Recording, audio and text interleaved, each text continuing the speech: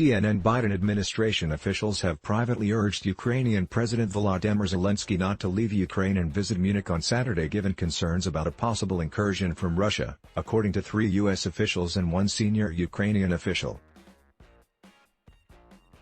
Some U.S. officials are concerned that him leaving the country could open the door for Russia to make false claims that he has fled. While officials haven't explicitly asked Zelensky not to make the trip, and have been careful to make it clear that it's up to him, those concerns have been communicated, one of the officials said.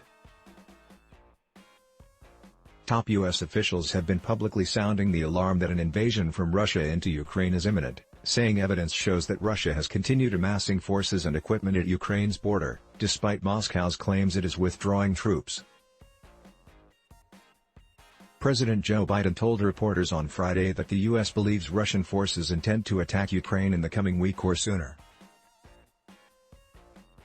Asked if it would then be wise for Zelensky to leave his country, Biden said that's a judgment for the Ukrainian leader to make.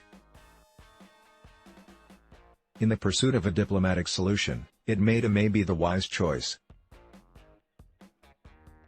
But it's his decision, the president said at the White House, adding that he's spoken to Zelensky at least a dozen times. Asked earlier if any U.S. officials had communicated concerns directly to Zelensky, White House Press Secretary Jen Psaki said she was not going to detail any private conversations.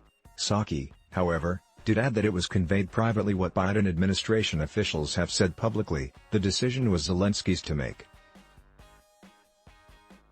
The senior Ukrainian official said concerns were raised that conflict could break out at any moment and air travel may be disrupted.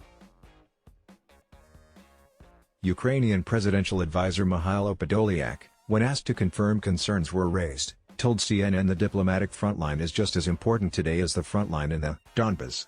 A fairly representative delegation from the United States, including Vice President Kamala Harris, and many European political actors are also expected to attend, Podolyak said. It is quite natural that the Ukrainian authorities should not only be present at the key event of the diplomatic frontline, but also participate in the relevant discussions. But our position is simple: the fate of Ukraine should be decided by Ukraine, and not by anyone behind Ukraine's back. At the moment, the situation in the east of the country is completely under control, and any pauses in work on the diplomatic frontline would be unmotivated, Podolyak added. As of now, Zelensky is scheduled to meet with Harris and U.S. lawmakers, who are in Munich for the security conference. Biden on Friday also announced that U.S. Secretary of State Antony Blinken and Russian Foreign Minister Sergei Lavrov will meet on February 24 in Europe, but added that the talks wouldn't proceed if an invasion of Ukraine takes place before then. Russia can still choose diplomacy. It is not too late to de-escalate and return to the negotiating table, Biden said at the White House, adding, but if Russia takes military action before that date, it will be clear that they have slammed the door shut on diplomacy. They will have chosen war and they will pay a steep price for doing so.